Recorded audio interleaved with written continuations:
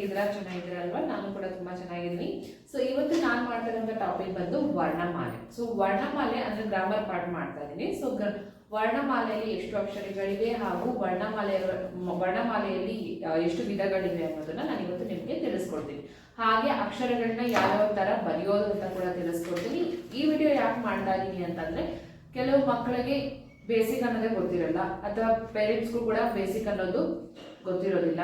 Kannada fluent ಆಗಿ ಮಾತಾಡೋರು, Kannada language mother tongue ಇರೋರಿಗೆ ಗೊತ್ತಿರುತ್ತೆ, ಆದ್ರೆ ಬೇರೆ ಭಾಷೆ ಇರೋರಿಗೆ ಅವ್ರಿಗೆ ಡಿಫಿಕಲ್ಟ್ ಆಗುತ್ತೆ ಅನ್ನೋ ಸಲುವಾಗಿ ನಾನು ಫಸ್ಟ್ ಗ್ರಾಮರ್ನ ಇವತ್ತು ಮಾಡ್ತಾ ಇದ್ದೀನಿ. So let's come. ಇವತ್ತು ನಾನು ಮಾಡ್ತಾ ಇರೋ ಟಾಪಿಕ್ ಬಂದು ವರ್ಣಮಾಲೆ. ಸೊ ವರ್ಣಮಾಲೆಯಲ್ಲಿ ಎಷ್ಟು ಅಕ್ಷರಗಳಿವೆ? ಯಾರಿಗಾದ್ರೂ ಗೊತ್ತಿದ್ರೆ ಕಮೆಂಟ್ ಮಾಡಿ. ಸೊ ವರ್ಣಮಾಲೆಯಲ್ಲಿ ಎಷ್ಟು ಅಕ್ಷರಗಳಿವೆ? ಟೋಟಲ್ 49 ಅಕ್ಷರಗಳಿವೆ. ಸೊ ಇಲ್ಲಿ ಆ ಹೀಗೆ ಬರೀತಾರೆ. ಯಾರ್ಯಾರು ಗೊತ್ತಿಲ್ಲ ದಯವಿಟ್ಟು ಕಲ್ತ್ಕೊಳ್ಳಿ. ಇವತ್ತು ರಿಕ್ವೆಸ್ಟ್ ಮೇಲೆ ನಾನು ವಿಡಿಯೋ ಮಾಡ್ತಾ ಇದ್ದೀನಿ. ನಾನು ನಿಮ್ಗೆ ಇವತ್ತು ಗ್ರಾಮರ್ನ ಹೇಳ್ಕೊಡ್ತಾ ಇದ್ದೀನಿ. ಆ, ಈ, ಈ, ಉ, ಊ, ರು.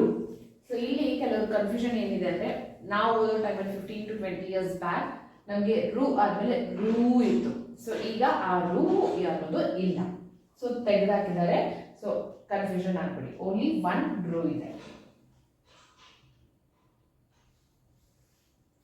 ಎ, ಎ,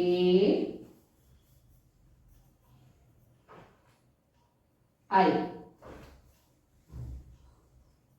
ಓ. ಇಲ್ಲಿ ಕೆಲವೊಬ್ರು ಎಷ್ಟು ಮಿಸ್ಟೇಕ್ಸ್ ಮಾಡ್ತಾರೆ ಅಂದ್ರೆ, ನನ್ನ ಸ್ಕೂಲಲ್ಲಿ ಕೂಡ ನನ್ನ ಮಕ್ಕಳು ಕೂಡ ಅದೇ ತರನೇ ಮಿಸ್ಟೇಕ್ಸ್ ಮಾಡೋದು. ಇದು ಓ. ಸೊ ಇಲ್ಲಿವರೆಗೂ ಮಾತ್ರನೇ ಓ ಅನ್ನೋದು ಮಾತ್ರ ಬರುತ್ತೆ. ನಾವು ಹಿಂದಿನಲ್ಲಿ ಯಾವ ತರ ಮಾತ್ರಾಸ್ ಅಂತ ಕಲಿತೀವಿ, ಅದರಲ್ಲಿ ಕನ್ನಡದಲ್ಲಿ ಈ ಮಾತ್ರೆ ಬಂದು ಇಲ್ಲಿವರೆಗೂ ಮಾತ್ರ ಬರುತ್ತೆ. ಸೊ ಇದು ಇಲ್ಲಿವರೆಗೂ ಬಂದಾಗ ಅದನ್ನ ಬಾ ಅಂತ ನಾವು ಕನ್ಸಿಡರ್ ಮಾಡ್ತೀವಿ. ಸೊ ಕನ್ಫ್ಯೂಷನ್ ಯಾರು ಆಗ್ಬೇಡಿ. ಓ ಇಲ್ಲಿವರೆಗೂ ಮಾತ್ರ ಬರುತ್ತೆ. ಓ,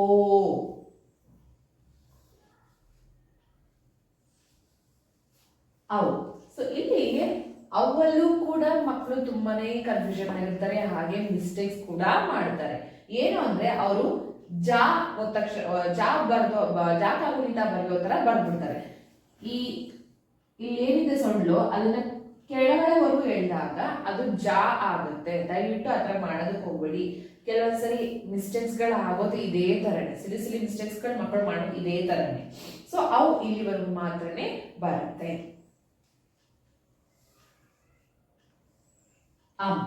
ಔ,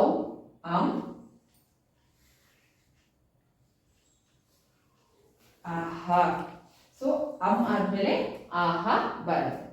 ಆ, ಇ, ಈ, ಉ, ಊ, ರು, ಎ, ಐ, ಓ, ಔ, ಆಹಾ. ಸೊ ಇದು ವರ್ಣಮಾಲೆ. ಸೊ ಇಲ್ಲಿಂದ ಇನ್ನೂ ಕಂಟಿನ್ಯೂಷನ್ ಆಗತ್ತೆ, ನಾನು ಮತ್ತೆ ಹೇಳ್ಕೊಡ್ತೀನಿ. ಸೊ ಫಸ್ಟ್ ನೀವು ಇದನ್ನ ಬೇಸಿಕ್ ತರುವಾಗಿ. ಸೊ ಬೇಸಿಕ್ ತರೋ ಆದ್ಮೇಲೆ ನಿಮ್ಗೆ ಇದರಲ್ಲಿ ನೀವು 2 letter ವರ್ಡ್ಸ್ ಅಥವಾ 3 letter ವರ್ಡ್ಸ್ ನ ಮಾಡ್ಕೊಂಡು ನೀವು ಆರಾಮಾಗಿ ರೀಡಿಂಗ್ ಕೂಡ ಕಲಿಬಹುದು, ಹಾಗೆ ರೈಟಿಂಗ್ ಪ್ರಾಕ್ಟೀಸ್ ಕೂಡ ನೀವು ಮಾಡಬಹುದು. ಸೊ ಆ ಇಂದ ಅಹಾವರೆಗೂ ಇವಾಗ ನಿಮ್ಗೆ ಗೊತ್ತಾಯ್ತು ಅಂತ ಅನ್ಕೊಂತೀವಿ. ಮತ್ತೊಂದ್ಸರಿ ಹೇಳ್ಕೊಡ್ತೀನಿ. ಆ, ಇ, ಈ, ಉ, ಊ, ರು, ಎ, ಐ, ಓ, ಔ, ಆಹಾ. ಫಸ್ಟ್ ನಾನು ವರ್ಣಮಾಲೆನ ಆಟು ಲಾವರೆಗೂ ಏನಿದೆಯೋ ಆ ವರ್ಡ್ಸ್ ಗಳನ್ನ ನಾನು ಮಾಡ್ತೀನಿ. ಅದಾದ್ಮೇಲೆ ವರ್ಣಮಾಲೆಯ ವರ್ಗೀಕರಣವನ್ನ ಹೇಳ್ಕೊಡ್ತೀನಿ. ಸೊ ಫಸ್ಟ್ ನೀವು ಇದನ್ನ ಕಲ್ತ್ಕೊಳ್ಳಿ. ಸೊ ಇದನ್ನ 115 ಟೈಮ್ಸ್ ನೀವು ಕಂಪ್ಲೀಟ್ ಮಾಡಿ ಬರ್ಬಿಟ್ಟು ಪ್ರಾಕ್ಟೀಸ್ ಮಾಡಿ. ಅವಾಗ ನಿಮಗೆ ಯಾವ ಅಕ್ಷರ ಆದ್ಮೇಲೆ ಯಾವ ಅಕ್ಷರ, ಯಾವ್ದ ದೀರ್ಘ ಉಸಿರು ತಗೊಂಡು ಉಚ್ಚಾರಣೆ ಮಾಡಬೇಕು, ಹಾಗೆ ಫ್ರಾಕ್ಷನ್ ಆಫ್ ಸೆಕೆಂಡ್ ಅಲ್ಲಿ ಯಾವ್ದನ್ನ ಉಚ್ಚಾರಣೆ ಮಾಡಬೇಕು ಅಂತ ನಿಮ್ಗೆ ಗೊತ್ತಾಗುತ್ತೆ. ಇದನ್ನ 5 ಟೈಮ್ಸ್ ಪ್ರಾಕ್ಟೀಸ್ ಮಾಡಿ ನೆಕ್ಸ್ಟ್ ನಾನು ಕಾಟು ಳವರೆಗೂ ಯಾವ ತರ ಬರೆಯೋದು ಅಂತ ತಿಳಿಸ್ಕೊಡ್ತೀನಿ. ಇವಾಗ ವರ್ಣಮಾಲೆ ಆ ಇಂದ ಅಹವರೆಗೂ ನೀವು ಬರೆದಲ್ಲ, ಈಗ ಕ ಇಂದ ಳವರೆಗೂ ಬರೆಯೋದು ಯಾವ ತರ ಅಂತ ತೋರಿಸ್ಕೊಡ್ತೀನಿ. ಕ, ಖ, ಗ, ಘ, ನ್ಯ, ಚ,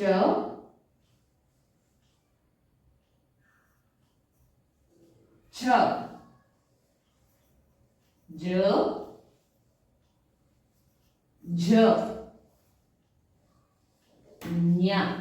ಸೊ ಇಲ್ಲಿ ಈ ನ್ಯ ಬರಿಬೇಕಾದ್ರೆ ಕೆಲವೊಬ್ರು ಮಿಸ್ಟೇಕ್ ಮಾಡೋದು ಏನು ಅಂದ್ರೆ ಈ ನ್ಯ ಬರೀತಾರೆ ಆದ್ರೆ ಈ ತರ ಕೊಡಲ್ಲ, ಓ ಮಾಡಿರ್ತಾರೆ.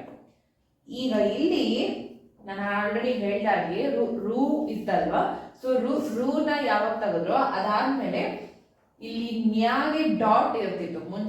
ಮುಂಚೆ ನ್ಯಾಗೆ ಡಾಟ್ ಇರ್ತಿತ್ತಲ್ವಾ, ಅದನ್ನ ಇವಾಗ ರಿಮೂವ್ ಮಾಡಿದ್ದಾರೆ. ದಯವಿಟ್ಟು ತಿಳ್ಕೊಳ್ಳಿ ವಿಷಯನ, ಯಾಕಂದ್ರೆ ಸುಮಾರು ಟೀಚರ್ಸ್ಗಳಿಗೆ ಇದು ಗೊತ್ತಿಲ್ಲ.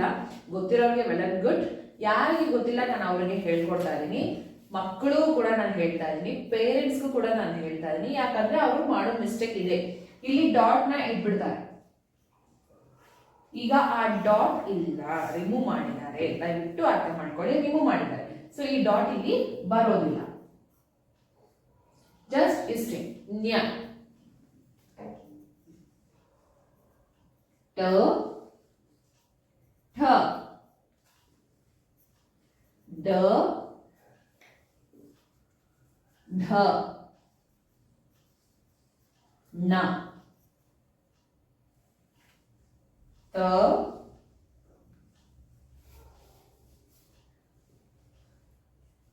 ಥ, ದ, ಧ, ನ, ಪ, ಫ, ಬ, ಭ, ಮ,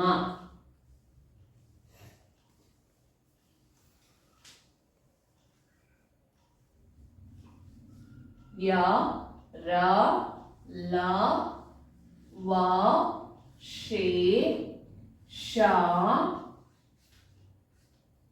ಸ, ಹ, ಳ. ಸೊ ಇದು ವರ್ಣಮಾಲೆ.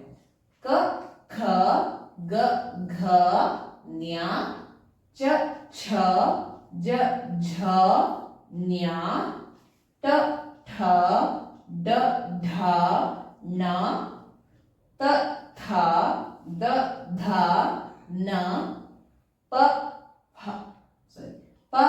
ಫ, ಬ, ಭ, ಮ, ಯ, ರ, ಲ, ವ, ಶೇ, ಶ, ಸ, ಹ, ಳ. ಸೊ ಇದು ವರ್ಣಮಾಲೆಯಲ್ಲಿ ಇರುವಂತಹ 49 ಅಕ್ಷರಗಳು. ಸೊ ವರ್ಣಮಾಲೆಯಲ್ಲಿ ನಾನು ಅವಾಗಲೇ ಆ ಟು ಅಹವರೆಗೂ ಹೇಳ್ಕೊಟ್ಟಿದ್ದೆ ಅಲ್ವಾ. ಸೊ ಇವಾಗ ಇಲ್ಲಿ ಕಾಯಿಂದ ಳವರೆಗೂ ವ್ಯಂಜನಗಳು ಬರುತ್ತೆ. ಸೊ ನಾನು ವರ್ಗೀಕರಣ ಹೇಳ್ಕೊಡ್ತೀನಿ, ಅದು ಕನ್ಫ್ಯೂಷನ್ ಬೇಡ. ಸೊ ಇವಾಗ ಫಸ್ಟ್ ಇದನ್ನ ತಿಳ್ಕೊಳ್ಳಿ ನೀವು. ಕ, ಈ ಫಸ್ಟ್ ಕ, ಚ, ಟ, ತ, ಪ, ಈ 5 ಲೆಟರ್ನ ನಾವು ಥ್ರೋಟ್ ಇಂದ ಉಚ್ಚಾರಣೆಯನ್ನ ಮಾಡ್ತೀವಿ. ಸೊ ಜಸ್ಟ್ ಥ್ರೋಟ್ ಇಂದ ನಾವು ಉಚ್ಚಾರಣೆಯನ್ನ ಮಾಡ್ತೀವಿ. ಅದೇ ಖ, ಛ, ಟ, ಥ, ಫ ಅಥವಾ ಫ. ಸೊ ಇದನ್ನ ನಾವು ಸ್ಟಮಕ್ ಇಂದ ಎನರ್ಜಿ ತಗೊಂಡು ಉಚ್ಚಾರಣೆಯನ್ನ ಮಾಡ್ತೀವಿ. ಸೊ ಇಲ್ಲಿ ವರ್ಗೀಕರಣಗಳಿದ್ದಾವೆ. ವ್ಯಂಜನಗಳಲ್ಲಿ 2 ವರ್ಗೀಕರಣ, ಒಂದು ವರ್ಗೀಯ ವ್ಯಂಜನ, ಇನ್ನೊಂದು ಅವರ್ಗೀಯ ವ್ಯಂಜನ. ಅದನ್ನ ನಾನು ಮುಂದೆ ಹೇಳ್ಕೊಡ್ತೀನಿ, ತುಂಬಾ ಕನ್ಫ್ಯೂಷನ್ ಆಗುತ್ತೆ, ಬೇಡ. ಸೊ ಇವಾಗ ಜಸ್ಟ್ ವರ್ಡ್ಸ್ ಗಳನ್ನ ನೋಟಿಫೈ ಮಾಡ್ಕೊಳ್ಳಿ. ವರ್ಡ್ಸ್ ಗಳನ್ನ ಯಾವ ತರ ಪ್ರೊನೌನ್ಸಿಯೇಷನ್ ಮಾಡೋದು ಅಂತ ಸರಿಯಾದ ರೀತಿಯಲ್ಲಿ ತಿಳ್ಕೊಳ್ಳಿ.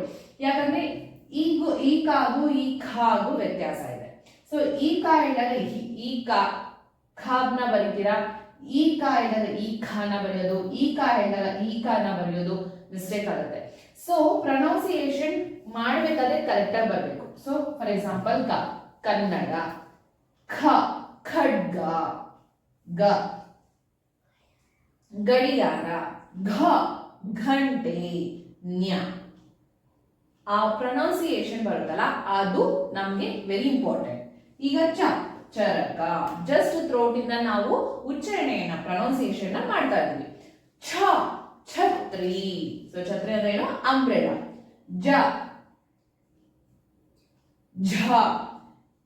ಜನ ಅಂದ್ರೆ ಪೀಪಲ್.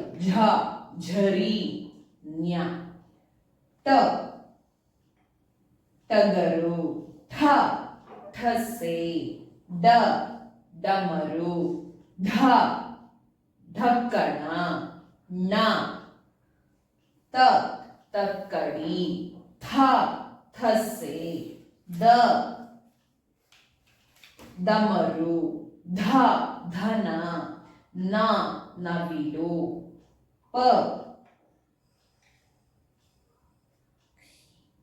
ಪಕ್ಷಿ, ಫಲ, ಫ ಅಂತಾನು ಹೇಳ್ತೀವಿ, ಫ ಅಂತಾನು ಹೇಳ್ತೀವಿ. ಫಲ, ಬನ್ನಿ, ಭಕ್ತಿ, ಮನುಜ. ಸೊ ನೀವು ಇದೇ ತರನೇ ಪ್ರೊನೌನ್ಸಿಯೇಷನ್ ಮಾಡ್ಕೊಂಡು ನೀವು ಅಕ್ಷರಗಳನ್ನ ಕೂಡಿಸಿ ಬರೆದಾಗ 2 ಲೆಟರ್ಸ್ ವರ್ಡ್ಸ್ ಅಥವಾ 3 ಲೆಟರ್ ವರ್ಡ್ಸ್ ನ ಮಾಡಿದಾಗ ನಿಮ್ಗೆ ಸೆಂಟೆನ್ಸ್ ನ ರೀಡ್ ಮಾಡೋದಕ್ಕೆ ಈಸಿ ಆಗುತ್ತೆ. ಸೊ ಇಲ್ಲಿವರೆಗೂ ಮಾತ್ರ ನಾವು ಕೆಲವೊಂದು ಈ ಅಕ್ಷರಗಳನ್ನ ಥ್ರೋಟ್ ಇಂದ ಯೂಸ್ ಮಾಡ್ತೀವಿ, ಉಚ್ಚಾರಣೆಯನ್ನ ಮಾಡ್ತೀವಿ. ಈ ಅಕ್ಷರಗಳನ್ನ ಸ್ಟಮಕ್ ಇಂದ ಉಚ್ಚಾರಣೆ ಮಾಡ್ತೀವಿ. ಸೊ ಈ ಅಕ್ಷರಗಳನ್ನ ನಾರ್ಮಲ್ ಆಗಿ ಉಚ್ಚಾರಣೆಯನ್ನ ಮಾಡ್ತೀವಿ. ಯ, ರ, ಲ, ವ, ಶೇ, ಶ, ಸ, ಹ, ಳ. ಸೊ ಇದಕ್ಕೆ ಬೇರೆ ಬೇರೆ ವರ್ಗೀಕರಣಗಳಿವೆ. ನಾನು ಮುಂದೆ ತಿಳಿಸ್ಕೊಡ್ತೀನಿ ನಿಮ್ಗೆ ಯಾವ್ಯಾವ ತರ ವರ್ಗೀಕರಣಗಳನ್ನ ಮಾಡೋದು ಅಂತ. ಇಲ್ಲಿವರೆಗೂ ನೀವು ಬೇಸಿಕ್ ಅಲ್ಲಿ ತರೋಗಿ. ಸೊ ಬೇಸಿಕ್ ನಮ್ಗೆ ವೆರಿ ಇಂಪಾರ್ಟೆಂಟ್. ಸೊ ಇಂಗ್ಲಿಷ್ ಮಾಡ್ಬೇಕಾದ್ರೆ, ಇಂಗ್ಲಿಷ್ ರೀಡ್ ಮಾಡ್ಬೇಕಾದ್ರೆ past and future tense, present tense ಏನ್ ಇಂಪಾರ್ಟೆಂಟ್ ಇದೆಯೋ ಹಾಗೆ ಆಲ್ಫಾಬೆಟಿಕಲ್ ಹೇಗೆ ಇಂಪಾರ್ಟೆಂಟ್ ಇದೆಯೋ ಅದೇ ತರನೇ ಕನ್ನಡದಲ್ಲೂ ಕೂಡ ನೀವು ರೀಡ್ ಮಾಡ್ಬೇಕಾದ್ರೆ, ರೈಟಿಂಗ್ ಮಾಡ್ಬೇಕಾದ್ರೆ ವೆರಿ ಇಂಪಾರ್ಟೆಂಟ್ ಈ ಅಕ್ಷರಗಳು. ಸೊ ನಾವು ಕನ್ನಡ ಬರೆಯಕ್ಕೆ ಹೋಗಿ ಕನ್ನಡ ಅಂತ ಬರೆದ್ರೆ ಅದು ಮೀನಿಂಗ್ಗೆ ಆ ಅಕ್ಷರನೇ ಚೇಂಜ್ ಆಗೋಗುತ್ತೆ ಅಲ್ವಾ. ಸೊ ಕನ್ನಡ ಅಂದಾಗ ಕಾಗೆ ಯೂಸ್ ಮಾಡಬೇಕು, ಕನ್ನಡ ಅಂತ ಬರೆಯೋದಕ್ಕಾಗೋದಿಲ್ಲ. ಯಾವ ವರ್ಡ್ ಯಾವ ರೀತಿ ಯೂಸ್ ಮಾಡಬೇಕು ಅದೇ ರೀತಿನೇ ನಾವು ಯೂಸ್ ಮಾಡಬೇಕು. ಯಾವಾಗ ಯಾವ ವರ್ಡ್ ನ ಯೂಸ್ ಮಾಡಬೇಕು ಅದೇ ವರ್ಡ್ ಅನ್ನ ಯೂಸ್ ಮಾಡಬೇಕು. ಸೊ ಕೆಲವೊಂದು ವರ್ಡ್ ಗಳನ್ನ ಯೂಸ್ ಮಾಡ್ಬೇಕಾದ್ರೆ ನಾವು ಥಿಂಕ್ ಮಾಡಿ ಯಾವ ಅಕ್ಷರಕ್ಕೆ ಯಾವುದು ಬರುತ್ತೆ ಅಂತ ಥಿಂಕ್ ಮಾಡಿ ಪ್ರೊನೌನ್ಸಿಯೇಷನ್ ಮಾಡಿಕೊಂಡು ಬರೆಯೋದು ಅತಿಯಾದ ಮುಖ್ಯ. ಸೊ ಈಗ ಕಾಟುಳ ನಿಮ್ಗೆ ಗೊತ್ತಾಗಿದೆ ಅಂತ ಅನ್ಕೊಂತೀನಿ. ಒಂದೊಂದು ಅಕ್ಷರಗಳನ್ನು ನೀವು 5 ಟೈಮ್ಸ್ ಪ್ರಾಕ್ಟೀಸ್ ಮಾಡಿ, ನಿಮ್ಗೆ ಆಗ ಈಸಿ ಆಗುತ್ತೆ. ನೆಕ್ಸ್ಟ್ ನಾನು ಇವಾಗ ಈ ಪಾರ್ಟ್ ಅಲ್ಲಿ ನಾನು ನಿಮ್ಗೆ ವರ್ಣಮಾಲೆನ ಹೇಳ್ಕೊಟ್ಟಿದ್ದೀನಿ. ಸೊ ವರ್ಣಮಾಲೆ ಆದ್ಮೇಲೆ ನಾನು ನಿಮ್ಗೆ 2 ಲೆಟರ್ ವರ್ಡ್ಸ್ ನ ಯಾವ ತರ ಮಾಡೋದು ಅಂತ ಹೇಳ್ಕೊಡ್ತೀನಿ. ಇದರಲ್ಲಿ 2 ಲೆಟರ್ ವರ್ಡ್ಸ್ ಯಾವ ತರ ಮಾಡೋದು ಅಂತ ಹೇಳ್ಕೊಡ್ತೀನಿ. ಅದಾದ್ಮೇಲೆ ನಿಮ್ಗೆ ವರ್ಣಮಾಲೆಯ ವರ್ಗೀಕರಣಗಳು ಹೇಗ್ ಮಾಡೋದು, ಹಾಗೆ ವರ್ಗೀಕರಣ ಅಂದ್ರೆ ಏನು, ಎಷ್ಟೆಷ್ಟು ವಿಧಗಳಿದೆ, ಆ ವರ್ಗೀಕರಣದಲ್ಲಿ ಬರುವಂತಹ ಅಕ್ಷರಗಳು ಯಾವುವು, ಹಾಗೆ ವಿಧಗಳು ಯಾವುವು ಎಲ್ಲವನ್ನು ನಾನು ನಿಮ್ಗೆ ಡೀಟೇಲ್ಸ್ ಆಗಿ ತಿಳಿಸ್ಕೊಡ್ತೀನಿ. ಸೊ ಇವತ್ತಿನ ವಿಡಿಯೋ ನಿಮ್ಗೆ ಇಷ್ಟ ಆಗಿದೆ ಅಂತ ಅನ್ಕೊಂತೀನಿ. ಇಷ್ಟ ಆಗಿದೆ ಲೈಕ್ ಮಾಡಿ, ಶೇರ್ ಮಾಡಿ, ಸಬ್ಸ್ಕ್ರೈಬ್ ಮಾಡಿ.